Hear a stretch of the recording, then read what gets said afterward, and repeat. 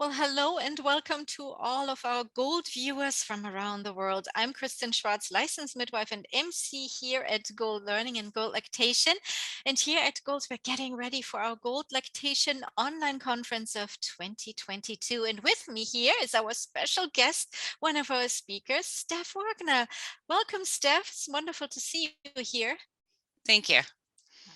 Wonderful to have you here. And Steph, let me to ask you first of all, where in the world are you located? We have an international audience. It's always fun to know where our speakers are coming from. So tell us a little bit, where are you in the world? I'm currently on the island of Oahu in Hawaii, USA.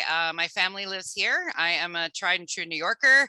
That's where my heart is. I was in New York City for 15 years, and then COVID temporarily relocated me here. Wonderful. So you are you kind of relocated because of COVID. Are you intending to stay in Hawaii for a while, or will you transition back to New York? Who knows? I'm waiting to see what COVID does, and that is all up in the air right now. Wonderful. Well, that's exciting, right? It's exciting to see where life takes us and not to have a plan for everything and be flexible. I think this is one of the things that this time has taught us, right? To be flexible and go with the flow, right? So let me ask you a little bit about your background here in IBCLC. You started out as a nurse. So tell us a little bit about your background before we jump into talking about the presentation that you will have here with us at Gold.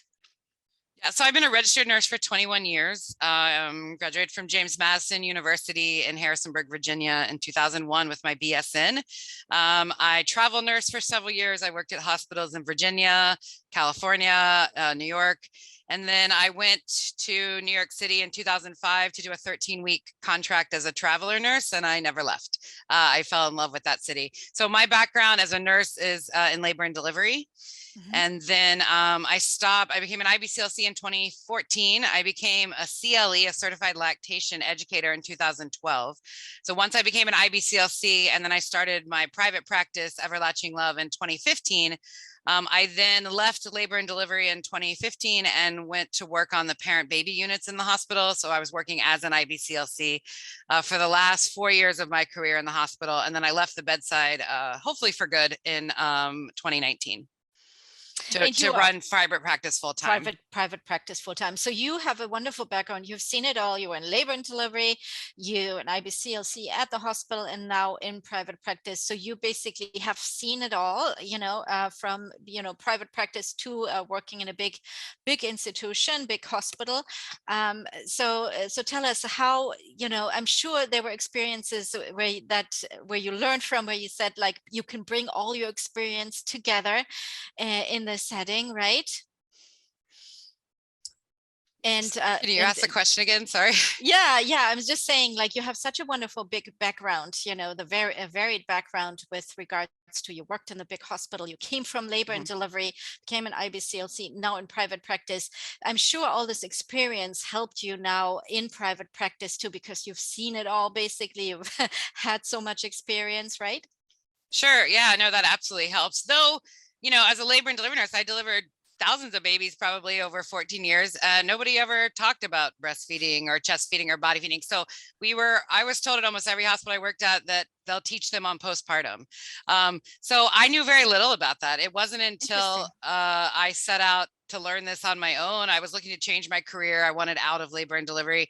But I wanted to stay working with babies, and that led me to this work. But I knew very little about human lactation before seeking it out and studying it. It certainly wasn't taught in nursing school, or at that time wasn't taught at the hospitals I worked at. There's been improvement since that time. But I really helped build the lactation department at the hospital I was at. I was the second person in our team, and by the time I left, I think there were 7 or 8 of us. So we really didn't have much of a department, prior to that. So we didn't have any IBCLCs on staff until a few months before I started. They hired the other person.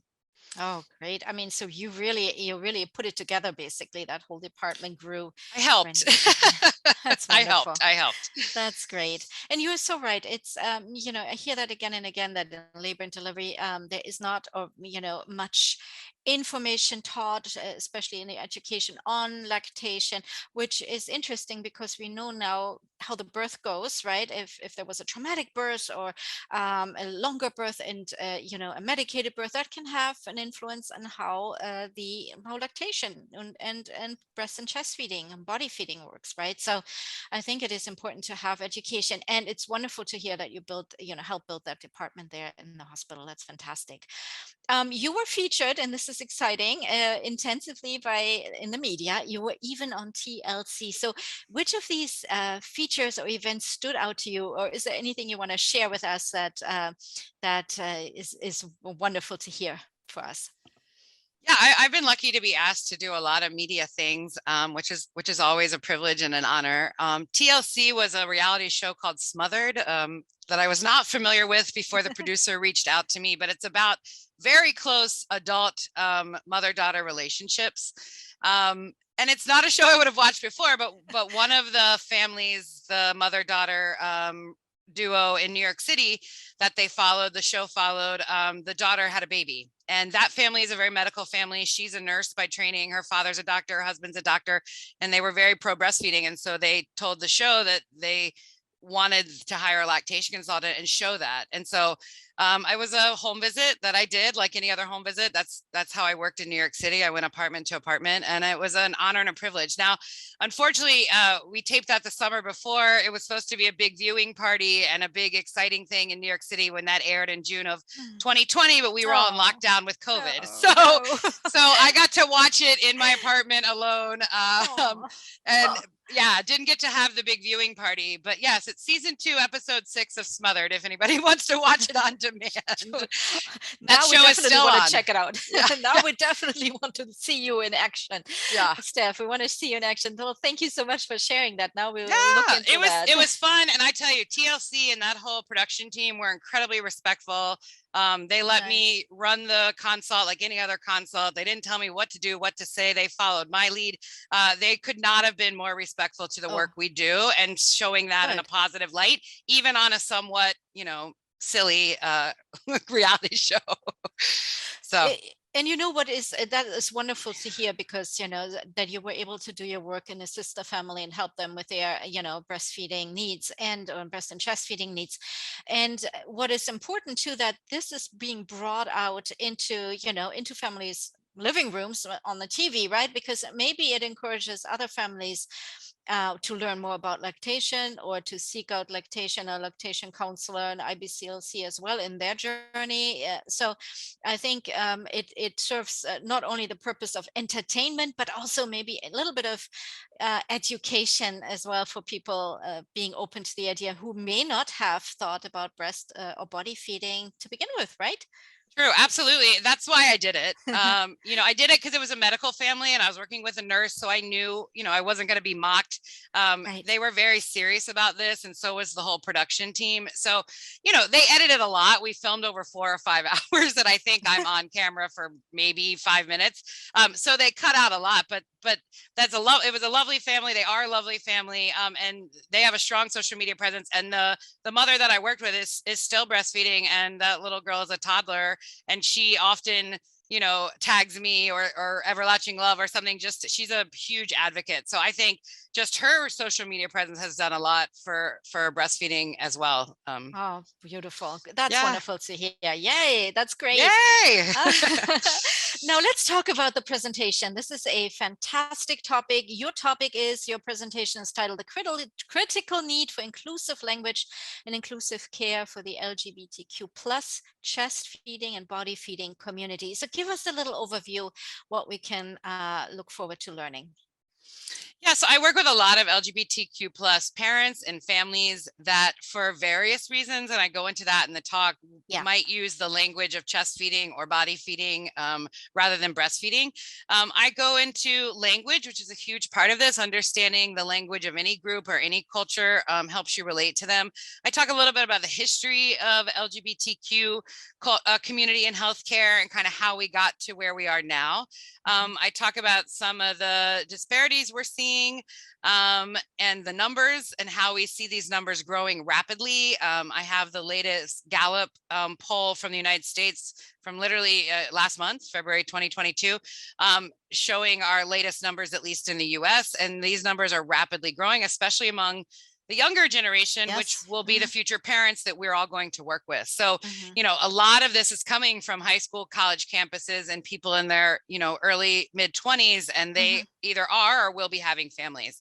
So I cover a lot in an hour, but those are the kind of the main topics that I get into. I am so excited to hear about this. I too have high schoolers, 2 girls, and you know, so I see, I hear a lot, I see a lot, you know, their community and how important it is to have the language, to be up to date, to meet these young people where they are, and learn, you know, and especially I know, you know, for me there's still a lot to learn, and I'm grateful for the knowledge you will share here with us, Steph. Thank you. I'm always learning too, and that's what I mean. I am the community. You know, I'm queer, lesbian, gay identified. So you know, I use this language. A lot of my social circle use this language like regularly, but I'm still learning things. And I make a point to talk to young people and read these studies coming out of college and high school campuses and medical clinics that talk to med students. And I still learn things too. So it's something to know kind of where we are now, where we've come from, and then where we need to get to be fully inclusive for the community. And where we need to get to. Yes, absolutely. Yes. Oh, Steph, this is wonderful. I'm so happy that you will be here presenting with us here, and this will be on April 26th, if I'm not mistaken. Correct. And this presentation will be live, and of course, for our viewers, all our presentations in the conference are also recorded. So if somebody can't be there on the live day, that's okay. They can watch the presentation at their convenience. So, and thank you so much, Steph, to sit down here with me, chatting about your wonderful, amazing life, the amazing accomplishments that you've had in your career and your work, and the presentation here for GOLD. Thank you so much. Thank you. Mahalo. And for our viewers, if you would like to find out more about this presentation and all the other presentations in the conference, we would like to invite you to go to goldlactation.com to find out more. And I hope to see everyone at the conference. Bye-bye.